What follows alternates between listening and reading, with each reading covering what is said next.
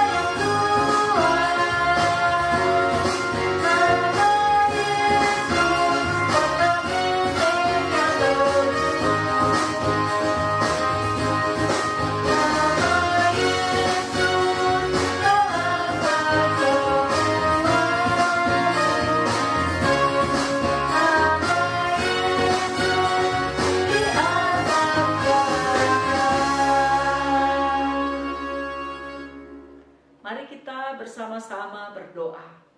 Kita berdoa. Tuhan Yesus, Engkau sangat baik bagi kami. Engkau telah menyelamatkan kami. Engkau telah bangkit dari antara orang mati, naik ke sorga. Kami sangat senang bahwa kami memiliki Tuhan yang sangat ajaib dan sangat berkuasa.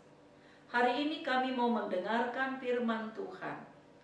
Berkata-katalah ya Tuhan, supaya kami dapat mengerti, karena semua anak-anak Tuhan sudah siap untuk mendengarkannya.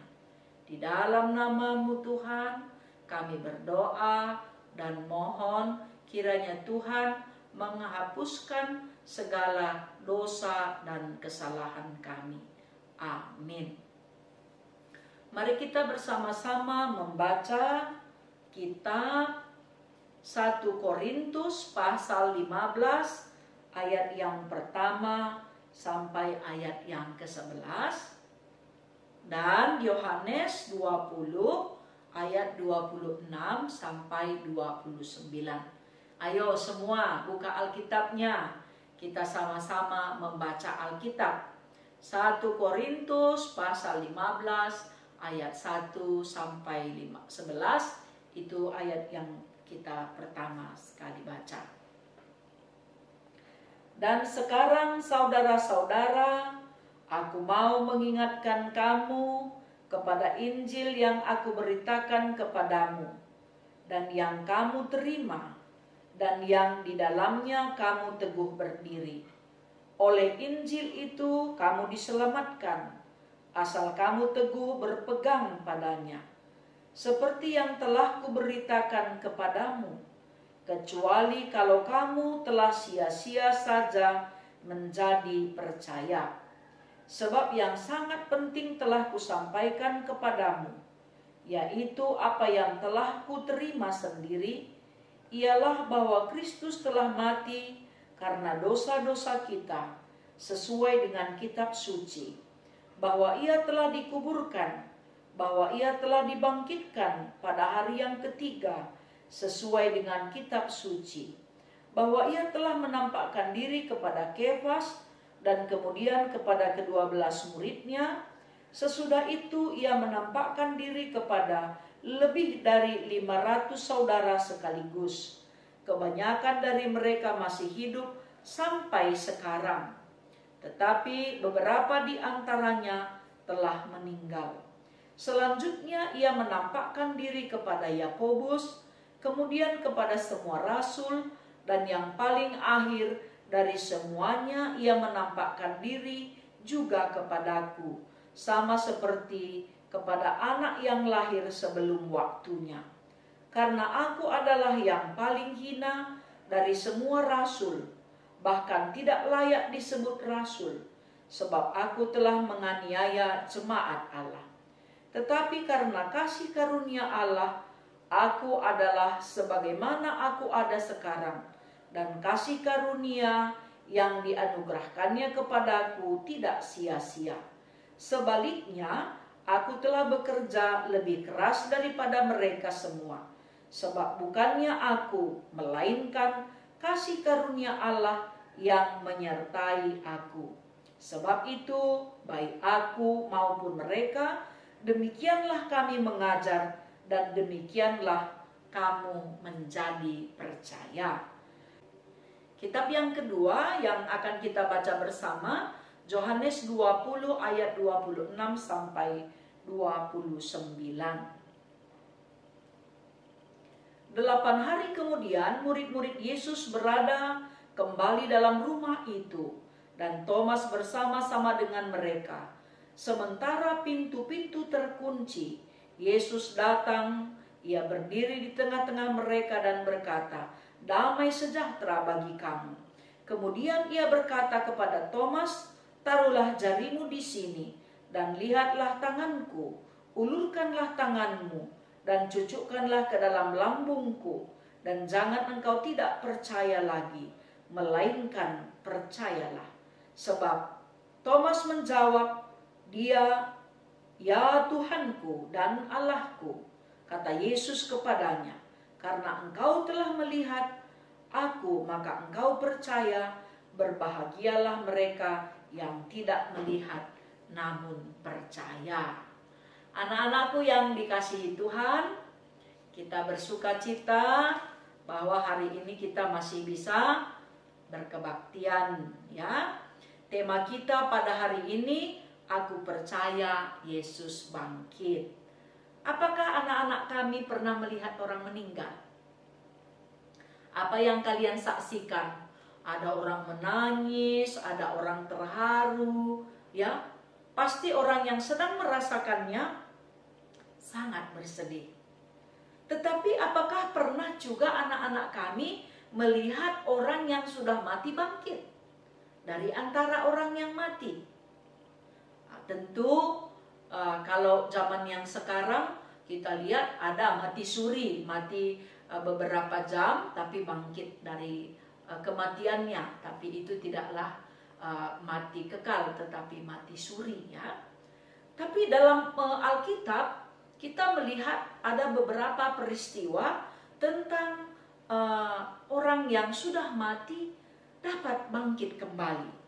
kita melihat dari peristiwa anak janda Sarpat, seorang yang miskin, ya, dan kemudian anaknya meninggal, dan dia didoakan oleh Elia, kemudian bangkit dari antara orang mati. Kemudian anak perempuan Sunem, dia adalah anak seorang yang kaya. Kemudian Elisa datang ke rumahnya beberapa kali dan tinggal di rumahnya. Dan orang tua orang yang kaya ini membuat kamar untuk Elisa. Kemudian satu waktu anaknya meninggal, didoakan oleh Elisa bangkit dari antara orang mati. Ternyata dalam perjanjian baru juga Lazarus yang sudah mati, saudara dari Maria dan Marta, bangkit juga dari antara orang mati. Dan Yairus, ya, anak Yairus ini perempuan. Yairus ini adalah seorang kepala rumah ibadah. Ketika anaknya sudah mati, didoakan oleh Yesus bangkit dari antara orang mati. Dan satu lagi adalah anak janda di Nain. Ini anaknya seorang laki-laki, ya, masih muda. Yesus katakan, bangkit dan hiduplah, duduk dan berdirilah. Ternyata dia bisa bangkit dari antara orang mati. Jadi dalam perjanjian lama, dalam perjanjian baru, ada kisah orang yang pernah bangkit dari antara orang mati.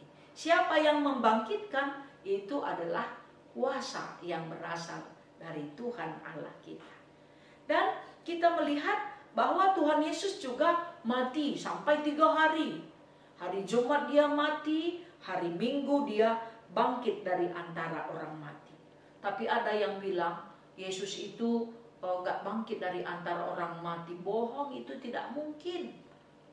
Itu benar-benar Yesus bangkit dari antara orang mati. Dia kalahkan kuasa dosa, dia kalahkan maut, sehingga maut sudah kalah dan Yesus bangkit dari antara orang yang mati. Jadi kenapa? Apa buktinya Tuhan Yesus bangkit dari antara orang mati? Itu benar-benar tidak bohong, bukan cerita dongeng. Kita lihat dari pembacaan di kitab 1 Korintus tadi, nakku, ya. Dia katakan bahwa ada saksi-saksi yang melihat bahwa Yesus bangkit. Petrus, ya, murid-murid Yesus yang ke-12, ya, ke-12 murid Yesus, Maria Magdalena dan kawan-kawannya, orang yang percaya ada 500 orang. Dan Paulus juga katakan dalam kitab 1 Korintus, saya juga, katanya, waktu saya pergi ke Damaskus. Jadi ini menunjukkan bahwa Tuhan Yesus benar-benar bangkit dari antara orang mati. Kalau ada yang bilang, Tuhanmu nggak bangkit dari antara orang mati, jangan percaya. Yang harus kita percayai bahwa Tuhan Yesus bangkit dari antara orang mati. Tapi ada juga seperti Thomas, ya, dia bilang, aku tidak percaya kalau tidak melihat. Harus dulu kulihat tangan Yesus yang kena paku dan lambungnya, dan aku baru percaya. Nah, jadi Tuhan Yesus katakan berbahagialah orang yang tidak melihat namun percaya. Siapa yang tidak melihat tapi percaya? Kita, ya, kita semuanya. Dan ada juga orang yang percaya setelah melihat. Kalau percaya dia setelah melihat, itu siapa? Thomas, ya. Dan ada juga orang yang tidak perlu melihat, tetapi dia lihat tanda kasih sayang Tuhan melalui mujizat-mujizat, dia percaya.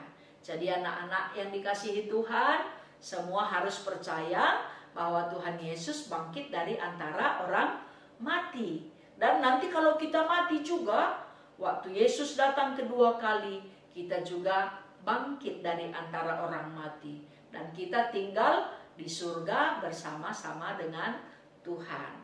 Jadi semua anak sekolah minggu harus percaya bahwa Tuhan Yesus telah bangkit dari antara orang mati.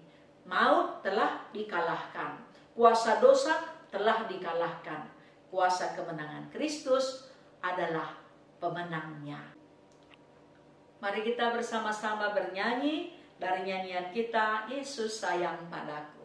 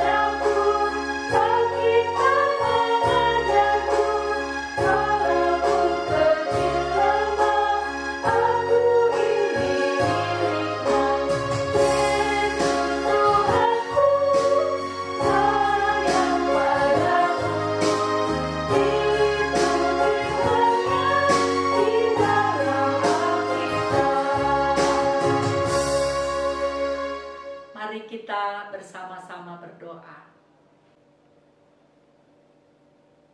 Tuhan Allah Bapa kami yang bertahta dalam kerajaan sorga, di dalam nama Yesus kami berdoa, mengucap syukur dan mohon pengampunan dosa. Terima kasih Tuhan, firman-Mu telah menguatkan kami bahwa Yesus telah bangkit dari antara orang mati. Kami tidak perlu takut menghadapi kematian yang berasal dari Tuhan, karena kami juga diajak untuk selalu percaya bahwa Tuhan telah menang, mengalahkan maut, mengalahkan dosa. Terima kasih Tuhan untuk pengorbanan-Mu supaya kami selamat. Kami berdoa buat anak-anak kami yang berulang tahun, Tuhan tambahkan sukacitanya supaya selalu hidup di dalam Tuhan.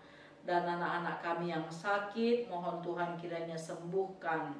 Dan juga anak-anak kami yang banyak PR-nya, Tuhan kiranya berikan hikmat, pengertian, pengetahuan supaya berhasil. Dan dalam mempersiapkan diri mengikuti ujian semester juga dapat lulus dan naik kelas. Itu harapan kami dan doa kami. Kami percaya Tuhan akan memberikannya.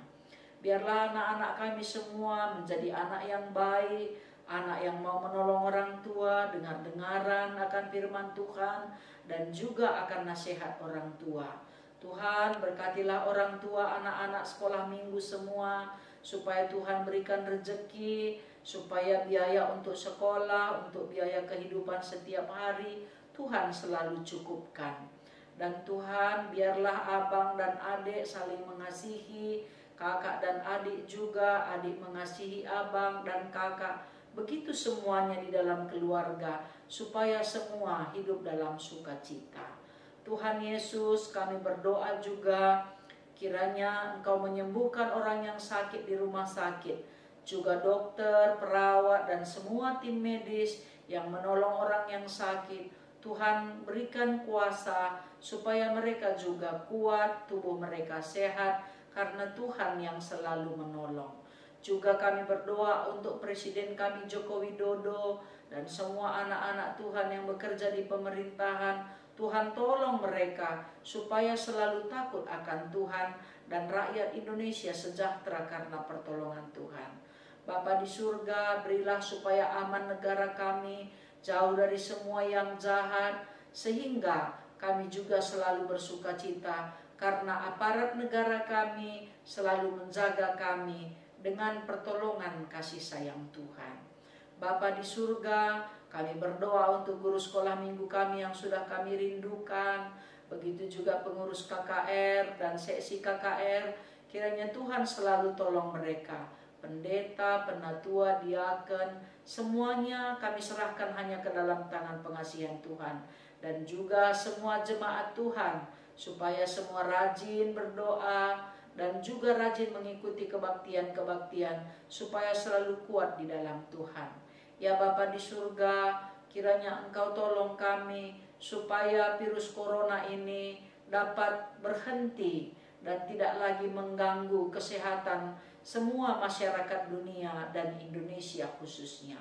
Supaya kami bisa beraktivitas, jumpa kawan-kawan di sekolah, kawan-kawan di gereja, dan semua keluarga kami. Terima kasih Tuhan untuk semua pertolongan-Mu. Berikan kami sehat, tambahkan kami pengetahuan, berikan kami selalu sukacita. Karena kami berdoa di dalam nama Yesus yang telah mengajar kami berdoa, mari kita ucapkan bersama-sama doa Bapa kami. Bapa kami yang di sorga, dikuduskanlah nama-Mu, datanglah kerajaan-Mu, jadilah kehendak-Mu di bumi seperti di sorga. Berikanlah kami pada hari ini makanan kami yang secukupnya, dan ampunilah kami akan kesalahan kami, seperti kami juga mengampuni orang yang bersalah kepada kami. Dan janganlah membawa kami ke dalam pencobaan, tetapi lepaskanlah kami daripada yang jahat. Karena Engkaulah yang punya kerajaan dan kuasa dan kemuliaan sampai selama-lamanya. Amin. Tuhan memberkati kita semua anak-anakku yang dikasihi Tuhan. Salam sukacita, jaga kesehatan, rajin belajar, dan jangan lupa mendoakan orang tua kita yang Indonesia. Kita bertemu kembali di kebaktian minggu kita. Damai sejahtera.